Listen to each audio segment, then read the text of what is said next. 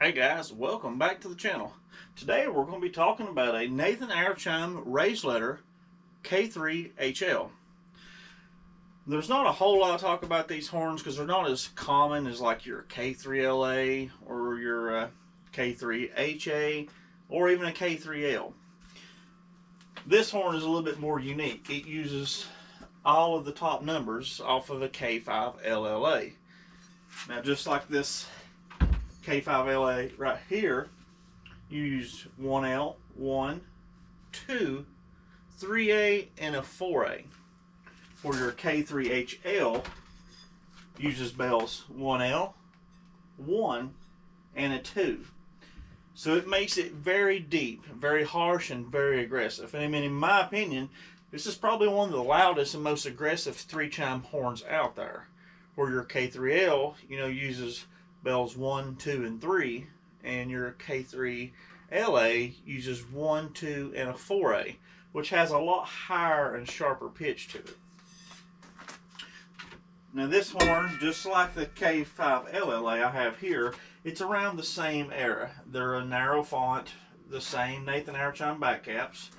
Now the serial tag on this one is 78677. Correct me if I'm wrong, but I'm going to assume that it's somewhere between 2016 to 2019, somewhere in that era. Because anything after that, from the way I've understood it, if I'm telling you correctly, your newer ones past 2019, somewhere around there, they went to a wide font back caps. Let's see if I can get you a little close up here.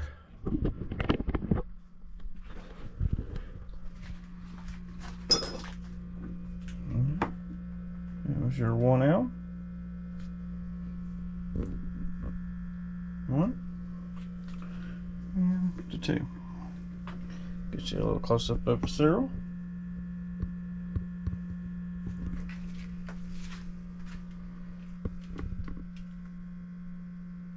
Now I will say this is a parts horn, but in general all train horns are parts horns. I mean, some people want to argue that, but they all come out of a bin. There's no set of bells that go with a horn, because this bell right here was actually off of a Union Pacific locomotive. These other two are just two that I've picked up. Now if you can see the castings,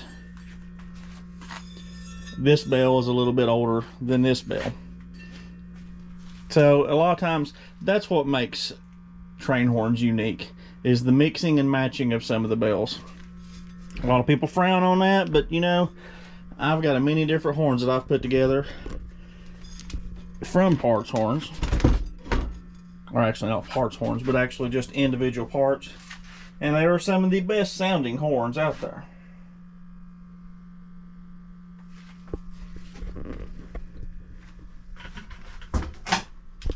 Alright guys, get you a good little close up there.